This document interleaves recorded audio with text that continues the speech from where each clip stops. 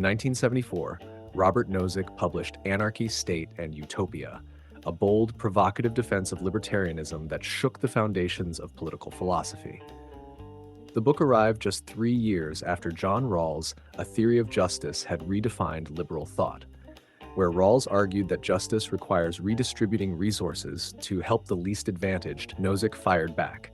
Redistributive justice, he claimed, violates individual rights.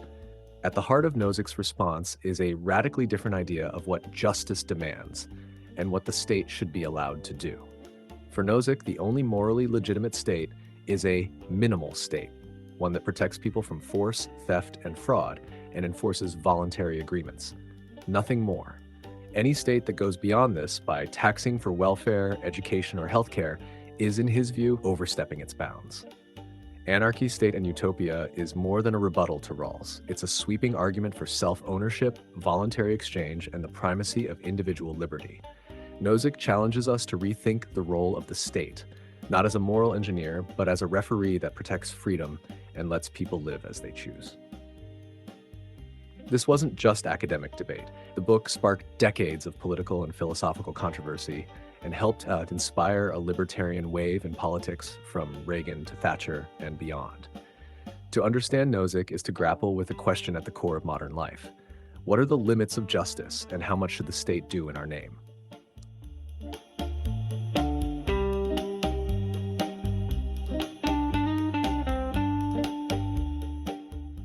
What kind of state is morally justified?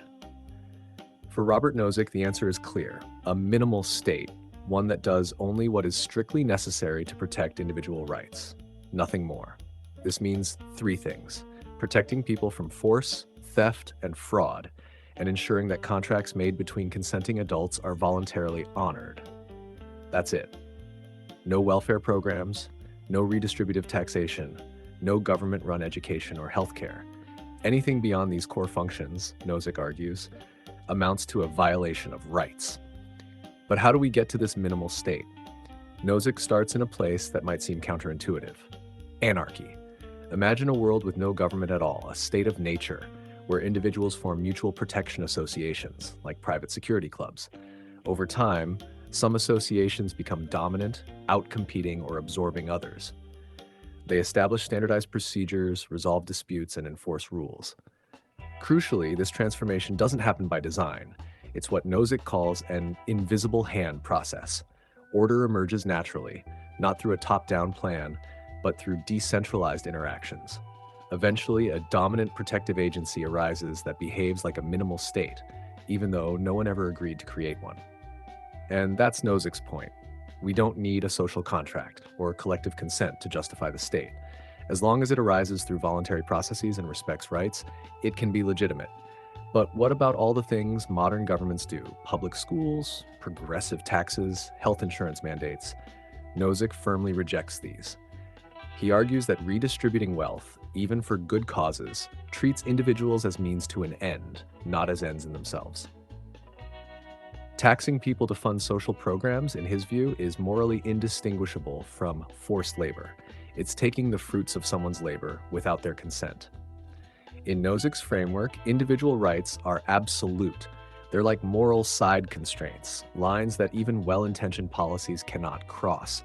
That's why, for him, any state larger than the minimal state is unjust, because it goes beyond protection and starts to interfere with people's choices, their property, and ultimately, their freedom.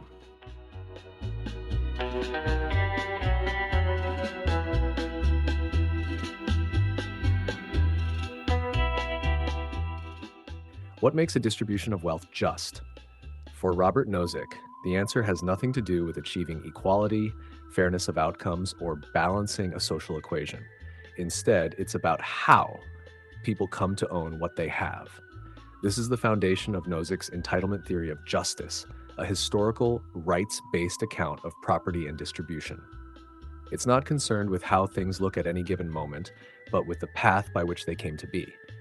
He breaks it down into 3 principles. First, justice in acquisition. This asks whether someone acquired holdings fairly in the first place by mixing labor with unowned resources or through other legitimate means that didn't harm others. Second, justice in transfer. This covers voluntary exchanges, buying, selling, gifting. If you received property through free and consensual transactions, then your holdings are just. Third, rectification of injustice. If past injustices occurred, like theft, fraud, or coercion, then there must be compensation. But the point is, only these kinds of violations justify intervention. Redistribution for the sake of equality does not. Nozick's theory is historical because it focuses on the story behind a distribution. And it's unpatterned, meaning it doesn't aim for any fixed pattern like equality, utility, or merit. Any pattern can be undone the moment people start making free choices. To show this, Nozick uses the famous Wilt Chamberlain example. Imagine everyone starts with equal wealth. Then, millions of people choose to pay 25 cents to see Wilt Chamberlain play basketball. At the end of the season, Wilt is a millionaire, and everyone else is a bit poorer, but they chose it. No one was forced. The resulting inequality is just because it came from voluntary transactions. Trying to correct this outcome to restore the pattern would require interfering with people's choices over and over again. And that, Nozick says, is unjust. It treats individuals as if they don't own themselves or the fruits of their labor. In short, justice isn't about the shape of the outcome. It's about respecting the process. If acquisition and transfer are just, then so is the resulting distribution, no matter how unequal it looks. For Nozick, this is the moral core of a free society, letting people live according to their own choices without being coerced into serving someone else's vision of equality.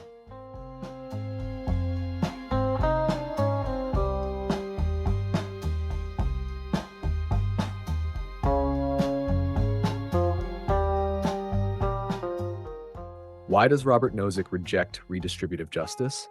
Because at its core, he believes it violates individual rights. To forcibly take from one person to give to another, no matter how noble the aim, treats individuals not as ends in themselves, but as tools to serve someone else's goals. This is where Nozick invokes a powerful moral idea, the separateness of persons. Each person, he argues, is a distinct individual with their own life to lead. You can't merge people into a single collective to justify sacrificing one for the benefit of another. That's exactly what redistributive schemes often do. They take resources from some against their will to improve the condition of others. To illustrate this, Nozick famously compares taxation for redistributive purposes to forced labor. Imagine a person who works extra hours to earn more income. If the state then taxes a portion of those earnings to fund welfare programs or public services he didn't consent to, what's really happening? A part of his labor is being used to serve others, not voluntarily but by coercion. Nozick asks, what's the moral difference between forcing someone to work and forcing them to work for others without consent through taxation? In both cases, the individual loses control over their time and effort. In both cases, they're being used, treated as a means to someone else's end. That, Nozick argues, is fundamentally unjust. This is why he defends the minimal state, a government limited to enforcing contracts, protecting property rights, and ensuring security. Anything beyond that, like funding schools, healthcare, or welfare, goes beyond what individuals have a right to demand from one another. Redistribution, even when well-intentioned, implies that some people owe part of their lives and resources to others. Nozick insists, we are not born with such obligations. His view may sound harsh to those who see justice as caring for the disadvantaged, but for Nozick, true respect for persons means honoring their choices, their property, and their moral autonomy, even when the outcomes are unequal. Justice, he argues, is not about achieving a preferred social pattern. It's about upholding individual rights without compromise.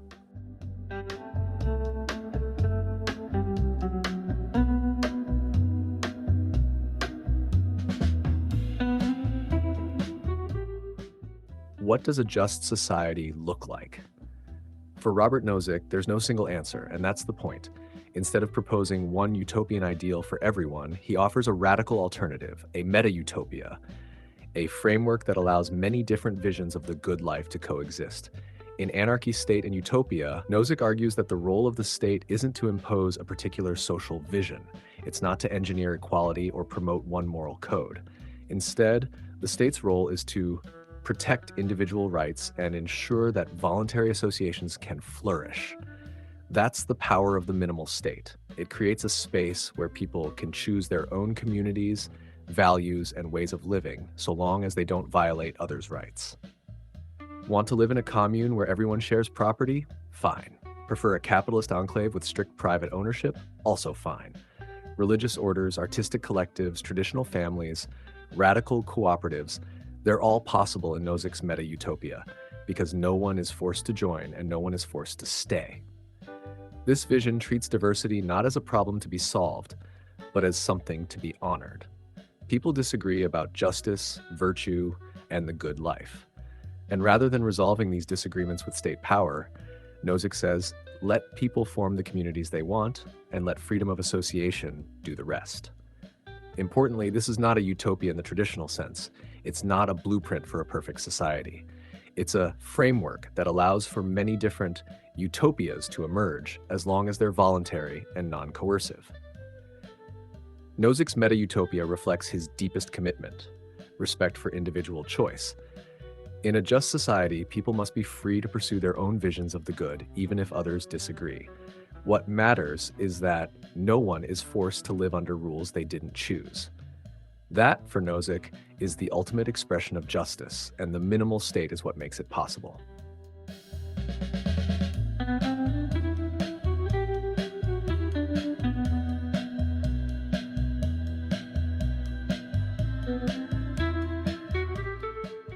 Anarchy, State, and Utopia landed like a philosophical earthquake when it was published in 1974. At a time when Rawls's theory of distributive justice was gaining traction, Nozick's libertarian counterpoint reignited debates over the role of the state, the limits of redistribution, and the moral foundation of property rights. The book became a cornerstone of modern libertarian thought. Its defense of the minimal state, individual rights, and voluntary exchange gave new life to classical liberal ideas, inspiring scholars, policymakers, and activists across the political spectrum. But Nozick's vision has not gone unchallenged. One major criticism centers on historical injustice. If justice in holdings depends on how property was acquired and transferred, then any past injustice, such as slavery, colonization, or systemic discrimination, must be rectified before the current distribution can be considered just. Critics argue that Nozick's theory offers little practical guidance on how to achieve this rectification, especially when injustices are deep, complex, and ongoing. Another critique focuses on social welfare and inequality. By rejecting patterned distributions or needs-based justice, Nozick's framework may permit extreme disparities in wealth and opportunity, as long as they result from voluntary exchange. But does this overlook the moral cost of inequality or the structural disadvantages some people face from birth? There are also concerns about the feasibility of the minimal state. Can a government that restricts itself to protection and enforcement truly remain minimal? How do we prevent private power, from corporations, monopolies, or wealthy individuals, from becoming coercive in its own right? Nozick himself later admitted that he moved away from strict libertarianism in his later work. Yet Anarchy, State, and Utopia remains essential reading, not because it offers all the answers, but because it forces us to confront the moral assumptions behind state power, redistribution, and personal freedom. At its core, Nozick's legacy is about taking rights seriously. His work reminds us that justice isn't just about outcomes. It's about respecting individuals as ends in themselves, not as tools for someone else's plan. In today's world, where debates over taxation, welfare, inequality, and freedom are as urgent as ever, Nozick's challenge still stands. What can the state rightly do, and what must it leave to us?